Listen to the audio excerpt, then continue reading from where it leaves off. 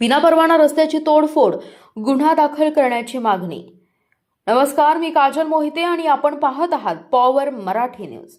कडेगाव शहरात नव्याने तयार झालेल्या प्रधानमंत्री ग्रामसडक योजनेतील दर्जेदार रस्ता विनापरवानगी उकरल्याचा गंभीर प्रकार समोर आलाय। या प्रकरणी शोएब यासीन अत्तार आणि यासीन अत्तार यांच्यावर फौजदारी गुन्हा दाखल करण्याची मागणी दक्ष नागरिकांकडून होतीये।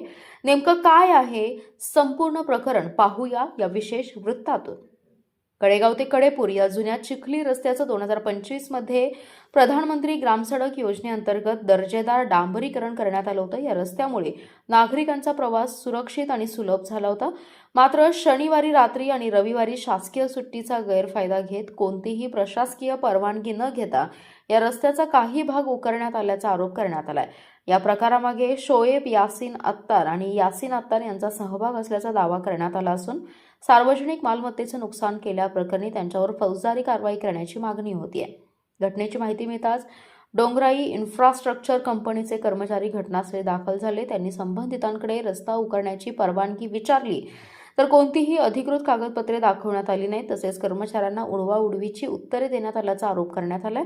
या घटनेमुळे कडेगाव शहरातील नागरिकांमध्ये संतापाचं वातावरण असून सार्वजनिक निधीतून उभारलेल्या रस्त्याची तोडफोड करणाऱ्यांवर कठोर कायदेशीर कारवाई करण्याची मागणी जोर धरतेय। दरम्यान या प्रकरणात प्रशासन नेमकी कोणती भूमिका घेणार, संबंधितांवर गुन्हा दाखल होणार का, याकडे आता संपूर्ण कडेगाव तालुक्याचं लक्ष लागलंय। ही बातमी आम्हाला उपलब्ध झालेल्या आरोपांवर आणि निवेदनांवर आधारित आहे। संबंधित व्यक्तीची बाजू समोर आल्यास तीही प्रसिद्ध केली जाईल। अशाच महत्त्वाच्या अपडेटसाठी आमच्या पॉवर मराठी न्यूज चॅनेलला लाईक करा, सबस्क्राईब करा।